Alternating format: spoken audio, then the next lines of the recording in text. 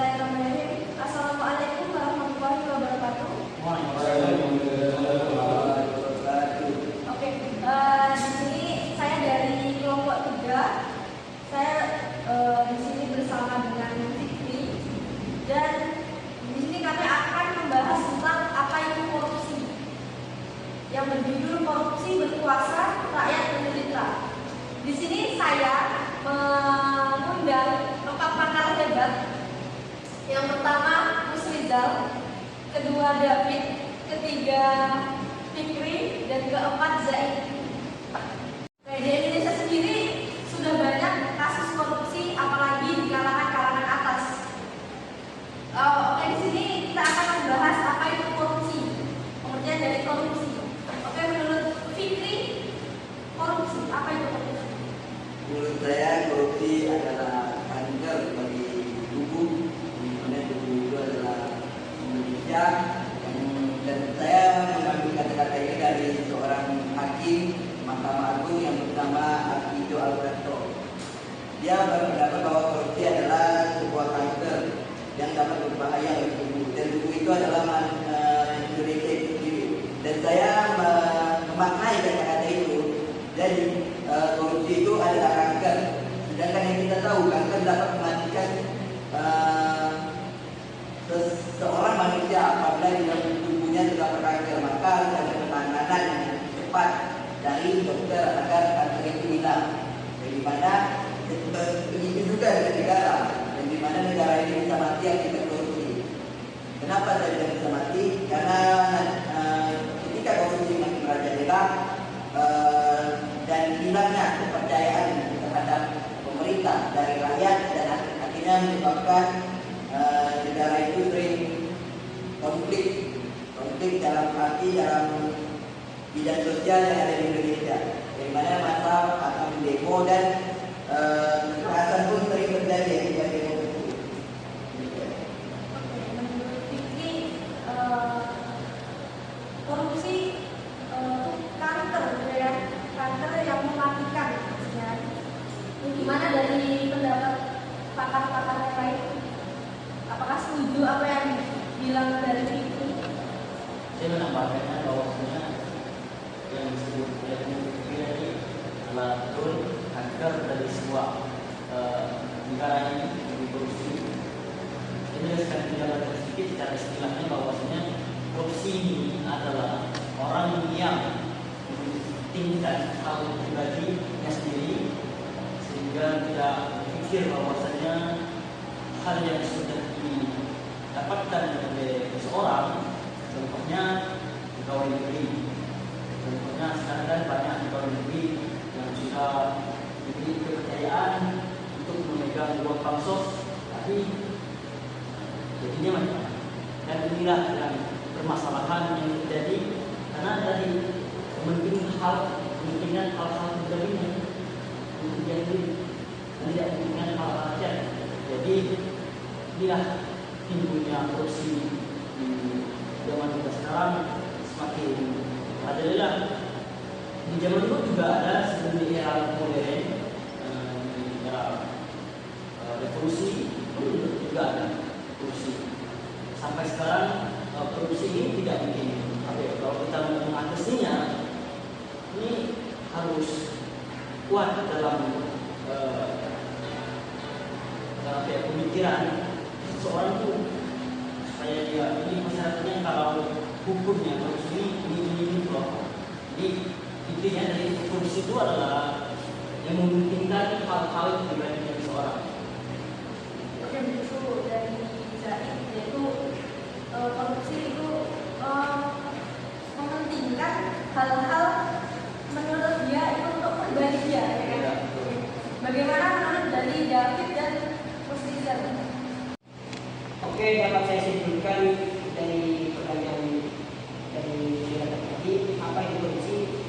Korupsi itu adalah tindakan memperkaya diri sendiri atau mengutamakan kepentingan pribadi sendiri yang tidak membutuhkan apa yang sudah dia pegang. Misalnya contoh DPR.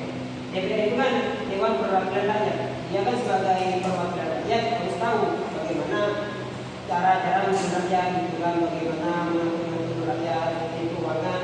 Jadi kan korupsi itu banyak yang terjadi, korupsi banyak terjadi kepada DPR. Karena kenapa?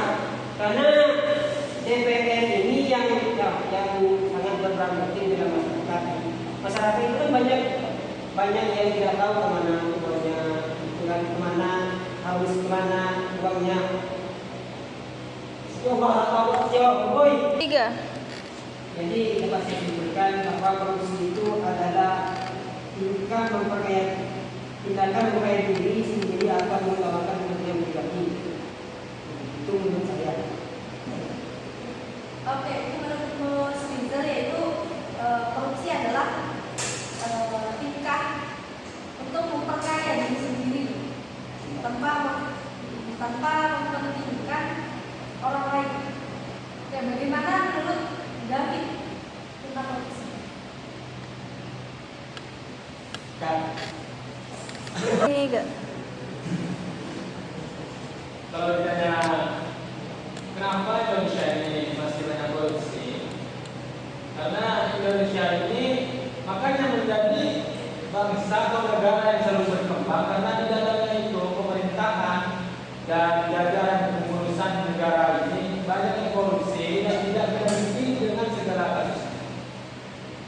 Korupsi ini juga dampaknya untuk negara ini cukup besar dan untuk masyarakat pun juga besar karena investasi dalam negara kan negara ini juga membutuhkan uang. Jadi jika korupsi yang diambil itu kan bukan apa, hanya uang.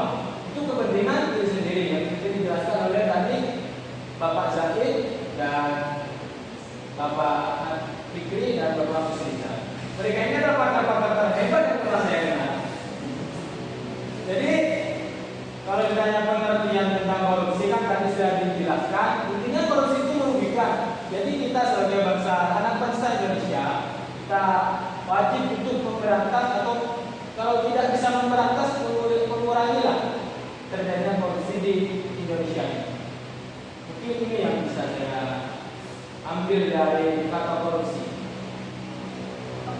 Sekian dari penjelasan dari pakar-pakar kita yaitu tentang apa itu korupsi. Lanjut pertanyaan yang kedua yaitu bagaimana pendapat Anda tentang pengurangan masa hukuman pada koruptor? Ini saya pertanyakan kepada Fikri. Ini bukan masalah hukum yang kita yang mengenai hukum kita. Banyak orang yang menganggap sebagai lawakan. Di mana kita lihat dari kemarin ada kasus Nanti, yaitu seorang jaksa yang menguap hakim untuk mengurangi masa tahanan tersangka kasus korupsi. Di mana jaksa itu ditangkap dan diadili. Di mana seharusnya masa tahanannya adalah 12 tahun dan akhirnya dipotong menjadi 6 tahun. Kenapa bisa dipotong? Karena alasan hakim ini sangat tidak melakukan karena alasannya karena Pinangki ini adalah seorang ibu yang memiliki bayi anak yang berusia 4 tahun dan sedangkan yang kita lihat dari banyaknya kasus-kasus yang ada di Indonesia yang melibatkan seorang ibu, ada seorang ibu di Blitar dia melempar pabrik dengan batu karena pabrik itu meresahkan lah atau ribut lah karena mesin-mesinnya dia melontarkan batu itu ke atap pabrik tersebut dan ibu itu ditangkap karena hal tersebut hingga akhirnya ibu itu dijatuhi hukuman selama 6 bulan yang dimana anaknya yang masih kecil dia mempunyai anak bayi itu di bawahnya masuk ke dalam penjara. Ini kan yang tak lawak lah kalau dibilangnya. Seorang penguasa dikurangi masa hukumannya ini kan seperti diskon. Dan di mana diskon itu mengundang orang untuk datang. Misalnya ada diskon di mall, maka orang itu akan datang karena ada potongan harga. Ini kan yang menjadi undangan bagi para koruptor di Indonesia akan datang agar untuk melakukan korupsi karena ada potongan dari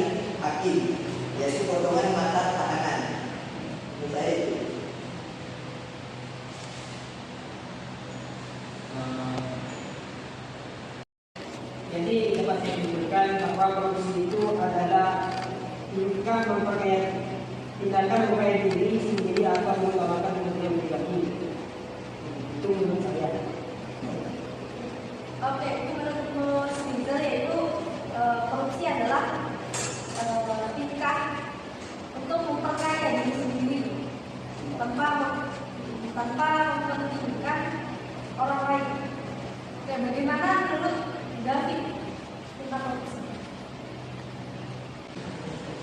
Kalau ditanya kenapa Indonesia ini masih banyak korupsi, karena Indonesia ini makanya menjadi bangsa atau negara yang selalu berkembang karena di dalamnya itu pemerintahan dan jajaran pengurusan negara ini banyak yang korupsi dan tidak terhenti dengan segala kasus. Korupsi ini juga dampaknya untuk negara ini cukup besar dan untuk masyarakat pun juga besar karena investasi dalam negara kan negara ini juga membutuhkan uang. Jadi jika korupsi yang diambil itu kan bukan apa, hanya uang. Itu kepentingan diri sendiri yang dijelaskan oleh tadi Bapak Zahid dan Bapak Fikri dan Bapak Musliza. Mereka ini adalah pakar-pakar terhebat yang telah saya kenal. Jadi kalau ditanya pengertian tentang korupsi kan tadi sudah dijelaskan. Intinya korupsi itu merugikan. Jadi kita sebagai bangsa, anak bangsa Indonesia, kita wajib untuk memberantas atau kalau tidak bisa memberantas mengurangilah terjadinya korupsi di Indonesia. Mungkin ini yang bisa saya ambil dari kata korupsi. Sekian dari penjelasan dari pakar-pakar kita yaitu tentang apa itu korupsi. Lanjut pertanyaan yang kedua yaitu bagaimana pendapat Anda tentang pengurangan masa hukuman pada koruptor? Ini saya pertanyakan kepada Menteri. Ini bukan masalah hukum yang terjadi dengan kita. Banyak orang yang menganggap sebagai lawakan. Di mana kita lihat dari kemarin ada kasus Nanti, yaitu seorang jaksa yang menguap hakim untuk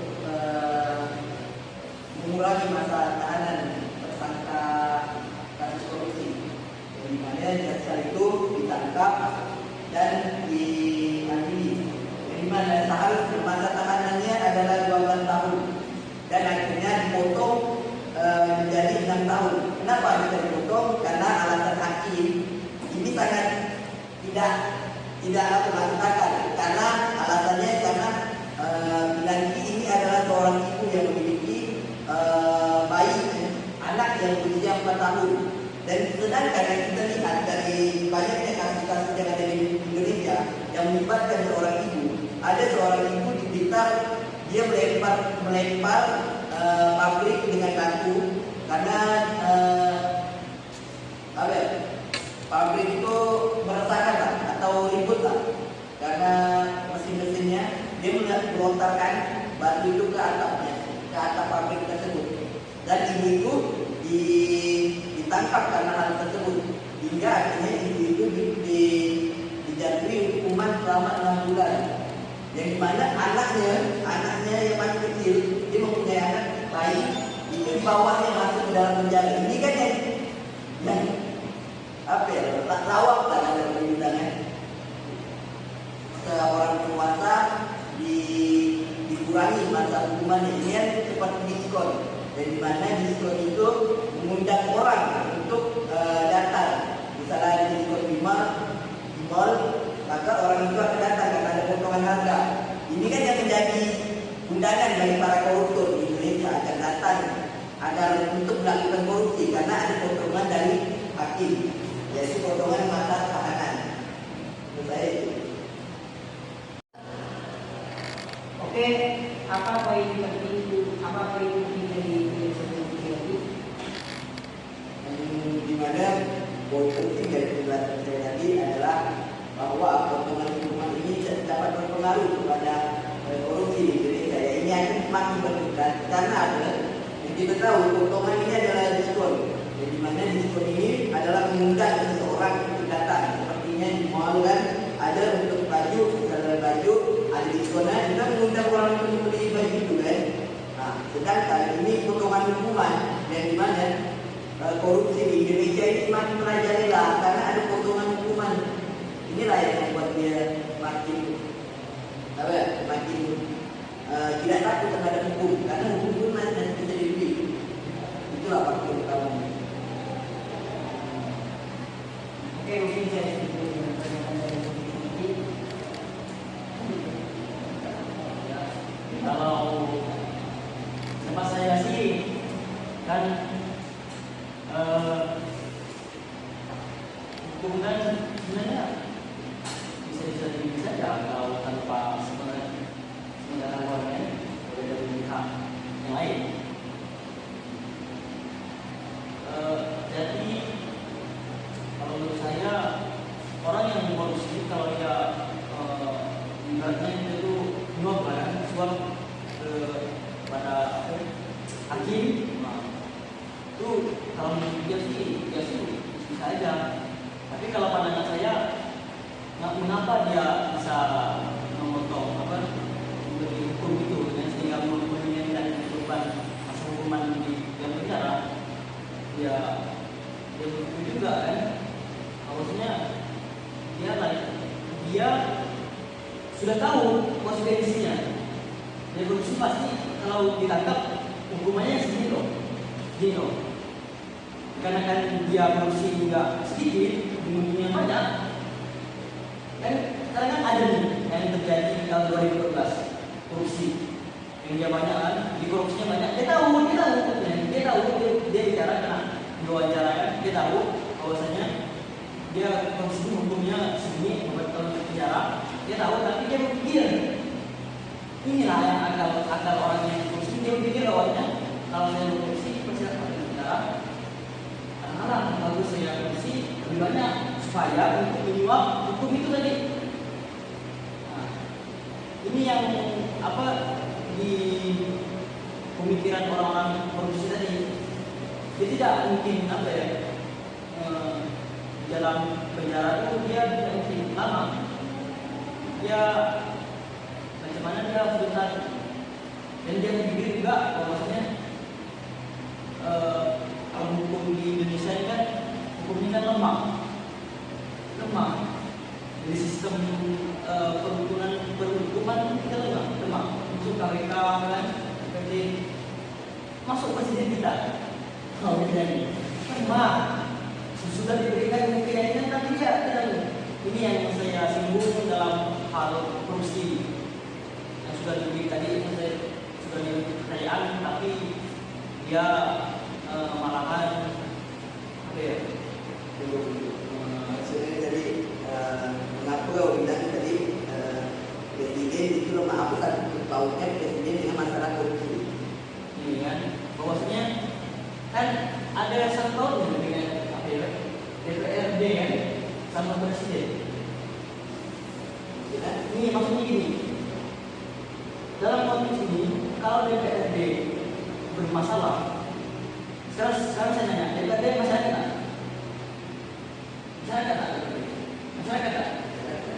kan presiden apa?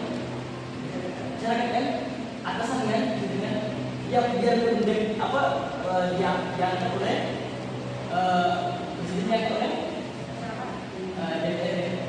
DPR. Nanti kan wewenang presiden kan ini kan bagaimana sistem pemerintahan di Indonesia ini harus dijaga. Jangan diam di sekarang kan.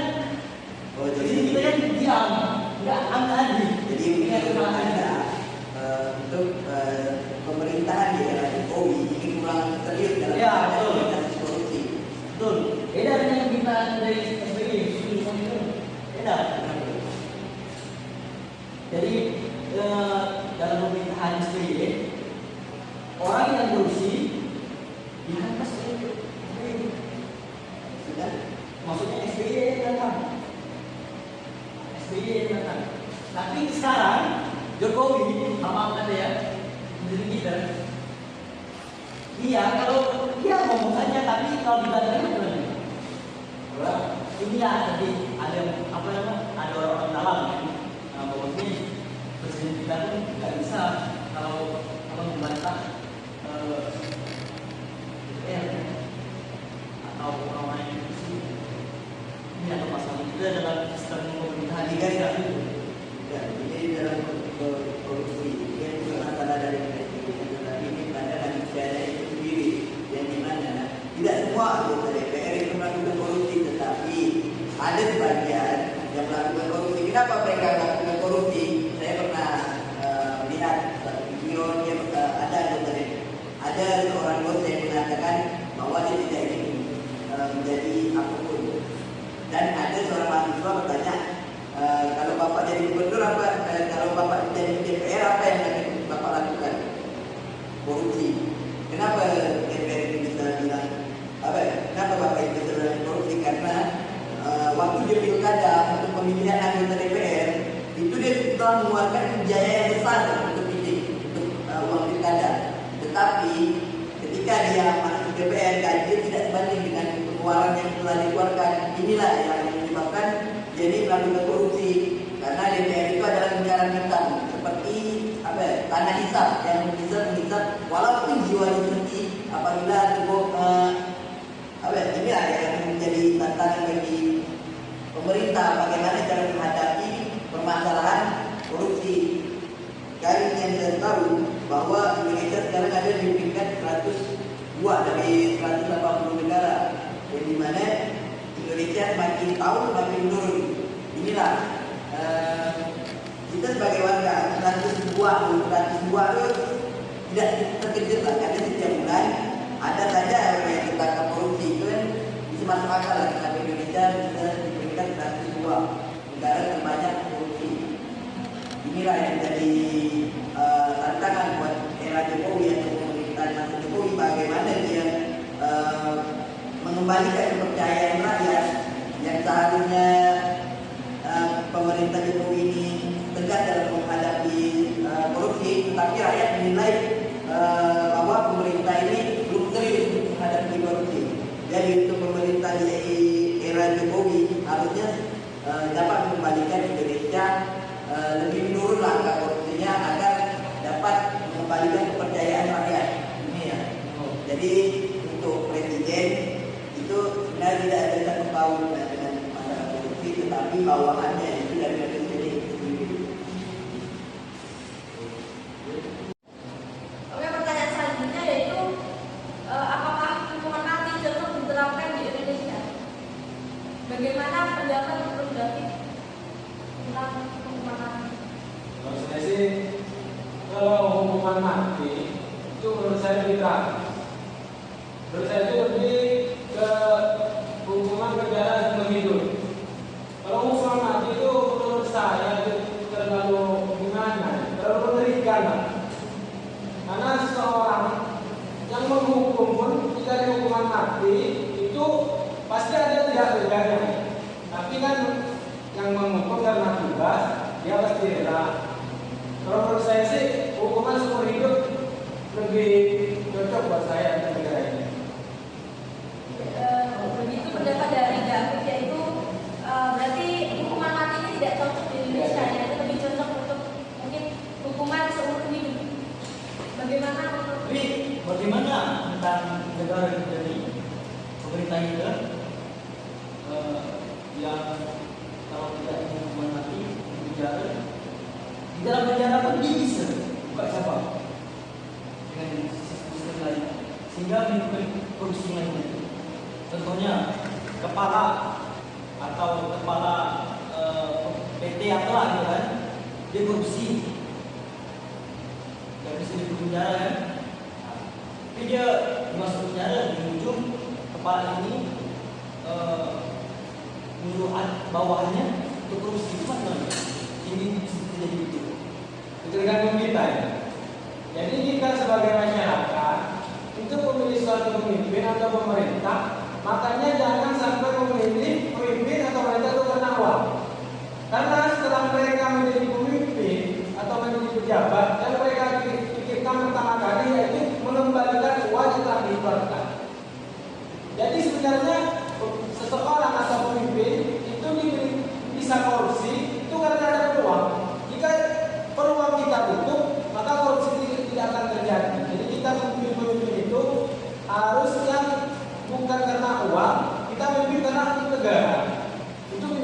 supaya negara kita bisa maju dan tidak sedang berkembang. Saya setuju dan pendapat bahwa memang betul kalau kita lebih hidup di ruang korupsi, maka itu akan bisa saja korupsi akan berhasil dituntaskan. Yang gimana? Inilah masalahnya. Yang dimana hakim ini banyak memidanakan orang koruptor. Habis itu koruptor itu bebas. Koruptor itu masih bisa menjadi penguasa atau bisa dipilih. Contoh DPR dan setelah masuk penjara, habis itu dia ada lagi untuk jabatan menjadi DPR lagi. Inilah yang harus hakim bahwa apabila dia sudah terbukti melakukan korupsi, maka cabutlah hak politiknya atau hak-hak dia dalam berpolitik. Misalnya pengen menjadi habis itu korupsi, kota penjara pengen jadi pengen caleg lagi jadi DPR, itu tidak bisa karena hak politiknya sudah dicabut. Tapi menurut kau hukuman mati cocok ya? Kalau saya, kalau bagusnya gerakan, bahwasanya hukum korupsi di Indonesia ini sudah banyak. Yang tadi saya sampaikan bahwasanya korupsi itu di era yang sebelum modern pun di penjara sampai sekarang. Ini banyak yang teroknya belum terbatas. Contoh di negara-negara lain, banyak hukum Arab Saudi korupsi, Korea, maka yang dilakukan negaranya menjadi maju ya itu. Kalau negara kita di penjara, ya oke, negara kita tadi apa, yang apa, tidak hukumnya jadi tadi tidak melanggarkan HAM kan, masih ada hukum lainnya yang bisa menurunkan korupsi itu dia dihukum mati. Tapi saya pikir kalau hukum ini penjara terus sampai di Indonesia ada terus korupsi terus. Kalau sebaiknya sih Indonesia sih kalau bisa terapkan hukum korupsi, kalau bisa memberi contoh bahwasanya ini kalau kau korupsi hukumannya mati. Hukum mati. Indonesia ini sudah banyak omong-omongan, sudah banyak antara bisa-bisanya dari pemerintah ucap-ucapan, tapi contohnya nggak ada, aplikasinya nggak ada. Kan sudah banyak ini. Yang tadi kata Bung Fikri bahwasanya tadi sudah kalau sudah dijelaskan dia masih bisa tarik lagi kan pasti kan sudah tahu apa ya, saya sudah di penjara kan bahwasanya kita itu lagi, kalau kita itu lagi pendapat saya kalau mau negara kita maju tidak berkembang. Kalau menurut saya setuju dengan penerapan hukuman mati di Indonesia. Karena Indonesia adalah negara HAM, jadi HAM-nya hak asasi manusia ini telah diakui oleh negara. Di mana hukuman mati kan ini bertentangan dengan HAM yang bersifat manusia itu dapat hidup bebas. Solusi untuk menangani ini sebenarnya hukuman mati kita buat kita takut dengan cara lain, jangan hanya hukuman mati. Yang begini, ya saya sampaikan tadi Indonesia ini, pemerintah Indonesia ini sudah banyak bisa nanti diucapkan dok-dok yang tapi apa nggak tempat hukum saja dilawan apa yang lain. Inilah masalah kita di sebenarnya. Kita bukan pada tapi undang-undang kita yang dimana yang kita tahu bahwa undang-undang kita ini dibuat oleh DPR dan anggota yang paling banyak korupsi adalah DPR. Inilah yang menjadi suatu masalah bagi kita. Bagaimana sih? Jadi menurut saya solusinya kepada hakim. Kalau hakim ingin menerapkan membuat jelas hukum di Indonesia itu dengan no toleransi atau tidak ada undang baginya, tidak ada sedikitpun. Kebanyakan orang yang melakukan korupsi ini kan nanti dikenai denda karena merugikan negara. Yaitu dendanya hanya sebagian dari yang dikorupsi. Ini kan merugikan negara tadi. Jadi hakim itu harus setidaknya lipat gandakanlah denda yang dia korupsi. Hingga akhirnya tertutuplah kerugian negara yang karena dia korupsi itu. Dan yang kedua tentang penjara yang dimana hukuman ini hakimnya harus bersikap tegas lah, berdarah dingin. Itu dia berdarah dingin, di mana ini tidak mengenal ampun untuk para koruptor. Dan ini kalau ingin menerapkan hukuman mati saya setuju. Kalau menerapkan hukuman seumur hidup saya setuju. Tetapi ada imbalan, hanya ada batasan yang bisa korupsi lewat kali ini, maka akan dilakukan penjara seumur hidup. Apakah orang yang korupsi bisa menjamin kalau keluarganya dia bebas? Apakah orang yang korupsi nanti hukumannya kalau di penjara kan banyak korupsi yang di penjara itu dia keluarnya berkewenangan. Apakah menjamin Indonesia ini bisa maju? Menjamin. Kalau bagi saya tergantung hakim yang di mana. Kita memiskinkan dia, dan dia tidak ada hal untuk kita memiskinkan dia, kita cabut hak politiknya agar dia tidak mengikuti sebagai penguasa lagi. Akhirnya dia tidak berkorupsi, yang mana dia pengen jadi penguasa tapi tidak ada hak politik. Inilah yang menurut saya manfaat bagi para koruptor. Menurut saya sih, kalau seperti hukuman itu tidak terlalu ganas untuk seseorang korupsi atau melanggar aturan di Indonesia. Yang kita harus lakukan ini menutup peluangnya. Kalau seperti korupsi, kita tutup peluang untuk korupsi. Karena seseorang korupsi, mereka pasti tahu hukuman jika saya ditemukan telah melanggar aturan di Indonesia ini, yang hukumannya begini. Ketika keluar, mereka masih bisa. Keluar kan pasti bisa. Walaupun sudah dicabut, seperti kata Bu Fitri tadi, dicabut politiknya untuk negara, tapi dia ketika punya uang bisa menyuruh orang. Itu mewakili dia. Dia orang itu yang menjabat, tapi dia yang di belakangnya. Jadi permasalahan perkantoran kita ini, kalaulah dari orang yang ketika gabung tadi ngomong bahwasanya kalau nak korupsi masuk penjara, maka orang pikir bahwasanya oh nyaman loh, gini loh. Yang di periode yang barunya, ganti barunya, dia pun berpikir pasti juga, oh kalau itu sih saya korupsi. Jadi tak adil dari kita ini. Kita jangan kasih ampun kepada korupsi. Itu dia. Kita tidak bisa memberikan toleransi yang dimana ini yang saya bilang bahwa hukuman untuk para koruptor ini bisa diselesaikan tidak hanya melalui hukuman mati, tetapi banyak cara. Tadi yang saya sampaikan, inilah seperti kita memiskinkan dia, kita mencabut hak dia, kita melibatkan hasil yang korupsi dan sebagainya. Ini kan yang akan menjadi membuat rasa takut seorang.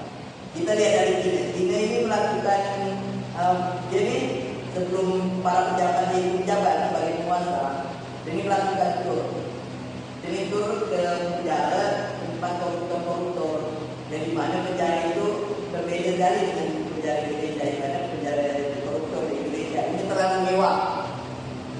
AP itu masuk, AC itu masuk, dan yang lainnya itu masuk dalam penjara itu. Inilah yang harus kami dari awal dari pemerintah, bagaimana koruptor itu menjadi tersiksa dalam itu, menjadi dia merasa bersalah akibat tindakan dia. Karena pemerintah harus memantau setiap aktivitas koruptor hingga akhirnya koruptor itu tidak bisa bergerak, hanya berada di dalam penjara. Kan banyak koruptor Indonesia yang bisa keluar masuk penjara. Inilah yang harus pemerintah awal sebenarnya. Kita jangan kasih ampun dia, tetapi kita biarkan dia hidup, tetapi dengan kesengsaraan. Mungkin itu yang dapat dari teman-teman semua mengenai hukuman mati diterapkan di Indonesia, yaitu yang pertama David itu tidak setuju dengan mengenai hukuman mati, karena mungkin hukuman mati ini kayak untuk korupsi itu bisa bisa ditutup peluangnya dengan tidak dengan menggunakan hukuman mati. Terus tapi kalau Zaid itu mendukung untuk hukuman mati diterapkan di Indonesia, karena biar